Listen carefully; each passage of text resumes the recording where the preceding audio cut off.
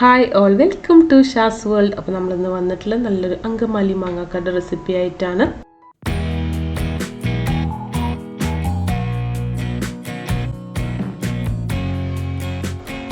അപ്പോൾ ആദ്യം തന്നെ ഞാൻ ഒരു ചട്ടിയിലേക്ക് 2 സവോള ഒന്ന് നീളത്തിൽ അരിഞ്ഞിട്ട് ഇട്ട് കൊടുത്തിട്ടുണ്ട്. ഇനി ഇതിലേക്ക് ഒരു ചെറിയ കഷ്ണം ഇഞ്ചി നീളത്തിലൊന്ന് കട്ട് ചെയ്തെടുത്തിട്ടുള്ളതാണ്, അതും കൂടെ ഇട്ട് കൊടുക്കാം.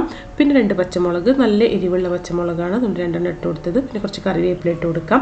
ഇതിലേക്ക് ആവശ്യത്തിനുള്ള ഉപ്പും കൂടെ ഇട്ട് കൊടുക്കണം. ഇതിലേക്ക് ഒരു 1/4 ടേബിൾ സ്പൂൺ മഞ്ഞൾപ്പൊടി, അതുപോലെ തന്നെ ഒരു 1/4 ടേബിൾ സ്പൂൺ മുളക് പൊടി, ഇതിലേക്ക് 1 ടേബിൾ സ്പൂൺ മല്ലിപ്പൊടിയും കൂടെ ഇട്ട് കൊടുക്കാം. ഇതിലേക്ക് 1 ടേബിൾ സ്പൂൺ നല്ല വെളിച്ചെണ്ണയും കൂടെ ഒഴിച്ചു കൊടുക്കണം. എന്നിട്ട് ഇതെല്ലാം കൂടെ കൈ വെച്ച് നല്ലപോലെ ഒന്ന് മിക്സ് ചെയ്തെടുക്കണം. നമ്മൾ എത്രത്തോളം ഇത് മിക്സ് ചെയ്തെടുത്തോ അത്രയും കറിക്ക് നല്ല ടേസ്റ്റ് ആയിരിക്കും.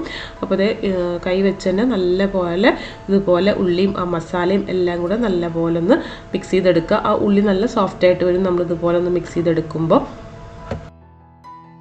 ഇപ്പോൾ അതേ ഉള്ളിയൊക്കെ നല്ല പോലെ ഒന്ന് സോഫ്റ്റായി വന്നിട്ടുണ്ട്. ഇനി നമുക്കിതിലേക്ക് മാങ്ങ ഇട്ട് കൊടുക്കാം. ഞാനിപ്പോൾ ഇവിടെ 2 മാങ്ങയാണ് എടുത്തിട്ടുള്ളത്, ചെറിയ 2 മാങ്ങയാണ്. അതുപോലെ തന്നെ പുളിയും കുറവാണ്. ഇപ്പോൾ നല്ല പുളിയുള്ള മാങ്ങയൊക്കെ ആണെങ്കിൽ, നല്ല വലിയ മാങ്ങയൊക്കെയാണെങ്കിൽ ഒരെണ്ണൊക്കെ എടുത്താൽ മതിയായിരിക്കും. എന്നിട്ട് ഒന്നും കൂടെ കൈവച്ച് പതുക്കെ ഒന്ന് മിക്സ് ചെയ്ത് കൊടുക്കുക. ഒരുപാട് ഈ മാങ്ങ ഉടഞ്ഞു പോകുന്നും ചെയ്യരുത്, പതുക്കെ ഒന്ന് മിക്സ് ചെയ്തെടുത്താൽ മതി. അപ്പോൾ ഞാനിപ്പോൾ നല്ലപോലെ ഒന്ന് മിക്സ് ചെയ്തെടുത്തിട്ടുണ്ട്. ഇനി ഇതിലേക്ക് നമുക്ക് ആവശ്യമായിട്ടുള്ള തേങ്ങാപ്പാലാണ്. അപ്പോൾ തേങ്ങയുടെ 1-ാം പാല്, നല്ല കട്ടിയുള്ള തേങ്ങാപ്പാൽ ഞാൻ മാറ്റി വെച്ചിട്ടുണ്ട്. ഇതിപ്പോൾ 2-ാം പാലാണ്, കുറച്ച് വെള്ളം ഒഴിച്ച് അടിച്ചിട്ടുള്ള തേങ്ങാപ്പാൽ. ഇത് ഏകദേശം 1.5 കപ്പുണ്ട്. ഞാൻ അതിലേക്ക് ഒഴിച്ചു കൊടുക്കുക. എന്നിട്ട് നമുക്കൊന്ന് ഒന്ന് മിക്സ് ചെയ്തെടുക്കാം. അതുപോലെ കയ്യിൽ വെച്ചൊന്ന് ഇളക്കി കൊടുത്താൽ മതി. ഇനി നമുക്കിത് ഫ്ലെയിം ഒന്ന് ഓൺ ചെയ്ത് കൊടുക്കണം. നല്ലപോലെ ഒന്ന് മാങ്ങയൊക്കെ ഒന്ന് വേവിച്ചെടുക്കണം. മാങ്ങയൊക്കെ വെന്ത് അതിൻ്റെ പുളിയൊക്കെ അതിലൊന്ന് ഇറങ്ങി വരണം. ഒന്ന് അടച്ചു വെച്ച് കൊടുത്തിട്ടുണ്ട്. ഫുള്ളായിട്ട് കവർ ചെയ്യേണ്ട, ഇതുപോലെ ഒന്ന് കവർ ചെയ്തെടുത്താൽ മതി. ഇപ്പോൾ ഒരു 4-5 മിനിറ്റ് കഴിഞ്ഞപ്പോഴേക്കും നല്ലപോലെ തിളച്ച് മാങ്ങയൊക്കെ ഒന്ന് വെന്ത് വന്നിട്ടുണ്ട്. അപ്പോൾ ഇടയ്ക്ക് നമ്മളിതുപോലെ പതുക്കെ ഒന്ന് തുറന്നിട്ട് ഒന്ന് ഇളക്കി കൊടുക്കണം. ചിലപ്പോൾ അടി പിടിക്കാനായിട്ടുള്ള ചാൻസ് ഉണ്ട്. പിന്നെ വെന്ത് കഴിഞ്ഞാൽ പിന്നെ ഒരു മീഡിയം ഫ്ലെയിമിൽ ഇട്ട് കൊടുത്താൽ മതി. ഇപ്പോൾ ഞാൻ എൻ്റെ സൈഡിൽ നിന്നൊക്കെ ഒന്ന് ഇളക്കി കൊടുത്തിട്ടുണ്ട്. പിന്നെ ഇപ്പോൾ നമ്മുടെ വീഡിയോ കണ്ടുകൊണ്ടിരിക്കുന്ന ആരെങ്കിലും നമ്മുടെ ചാനൽ ഇതുവരെ സബ്സ്ക്രൈബ് ചെയ്തിട്ടില്ല എന്നുണ്ടെങ്കിൽ ഇപ്പോൾ തന്നെ സബ്സ്ക്രൈബ് ചെയ്യും കേട്ടോ.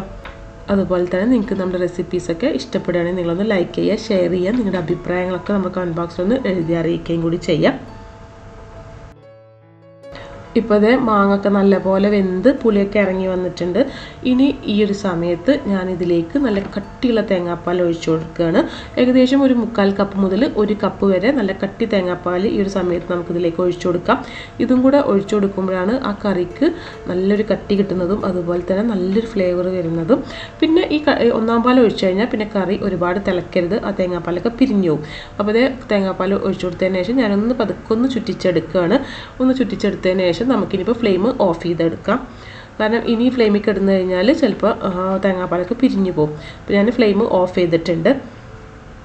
ഒന്ന് ഒരു കയ്യിൽ വെച്ച് ഒന്ന് മിക്സ് ചെയ്തെടുത്തിട്ടുണ്ട്. അപ്പോൾ ഈ ഒരു സമയത്ത് നമുക്ക് ഉപ്പ്, ഞാൻ നേരത്തെ പറഞ്ഞ പോലെ ഉപ്പൊക്കെ വേണമെങ്കിൽ കുറവാണെങ്കിൽ ഇട്ട് കൊടുക്കാം.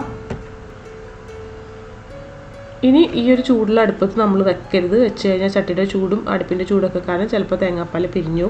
അപ്പോൾ ഈ ഒരു അടുപ്പിൽ നിന്ന് ഞാൻ മാറ്റി വെക്കുകയാണ്. കറിയൊക്കെ അത്യാവശ്യം നല്ല തിക്കായിട്ട് വന്നിട്ടുണ്ട്. ഇനി നമുക്ക് 1-2 കാര്യങ്ങളും കൂടെ ഈ ഒരു കറിയിലേക്ക് ആഡ് ചെയ്യും.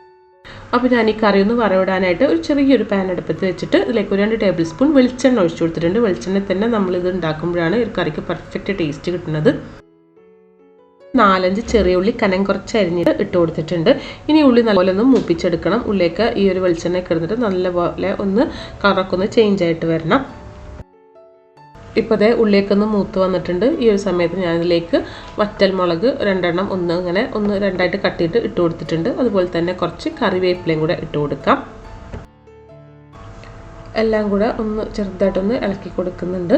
ഇനി ഇതിലേക്ക് ഒരു ചെറിയൊരു കളറ് കിട്ടാൻ വേണ്ടിയിട്ട് ഞാൻ ഫ്ലെയിം ഓഫ് ചെയ്തതിന് ശേഷം 2 നുള്ള് കാശ്മീരി ചില്ലി പൗഡർ ഇട്ട് കൊടുക്കുന്നുണ്ട്. ഫ്ലെയിം ഓഫ് ചെയ്തിട്ട് ഇട്ട് കൊടുത്താൽ മതി, ഇല്ലെങ്കിൽ ചിലപ്പോൾ ഒരു മുളക് പൊടി കരിഞ്ഞു പോകും. നമുക്കിത് നമ്മുടെ കറിയിലേക്ക് അപ്പോൾ ഞാൻ ഈ കറിയിലേക്ക് ഒഴിച്ചു കൊടുക്കുകയാണ്. നല്ല ടേസ്റ്റി ആയിട്ടുള്ളൊരു മാങ്ങാക്കറിയാണിത്. നിങ്ങൾ എന്തായാലും ഒന്ന് ട്രൈ ചെയ്ത് നോക്കുക. ചോറിൻ്റെ കൂടെ നല്ലൊരു അടിപൊളി കോമ്പിനേഷനാണ്. അപ്പോൾ അതായത് ഇതിലേക്ക് ഒഴിച്ചു കൊടുത്തതിന് ശേഷം നമുക്ക് നല്ലപോലെ ഒന്ന് മിക്സ് ചെയ്തെടുക്കുക. 2 മിനിറ്റ് ഒന്ന് അടച്ചു വെച്ച് കൊടുത്താൽ മതി. അപ്പോൾ എല്ലാവരും ട്രൈ ചെയ്ത് നോക്കുക. എന്നിട്ട് നിങ്ങൾക്ക് ഇഷ്ടപ്പെട്ടാലും നിങ്ങൾക്ക് ഇഷ്ടപ്പെട്ടില്ലെങ്കിലും നിങ്ങളുടെ അഭിപ്രായങ്ങൾ നമ്മുടെ കമൻറ്റ് ബോക്സിലൊന്ന് എഴുതി അറിയിക്കുകയും കൂടി ചെയ്യുക. അപ്പോൾ നമുക്കിനിയിപ്പോൾ ഇതുപോലെ അടുത്ത നല്ല റെസിപ്പിയൊക്കെ ആയിട്ട് വീണ്ടും കാണാം. അതുവരേക്കും ബൈ ബൈ.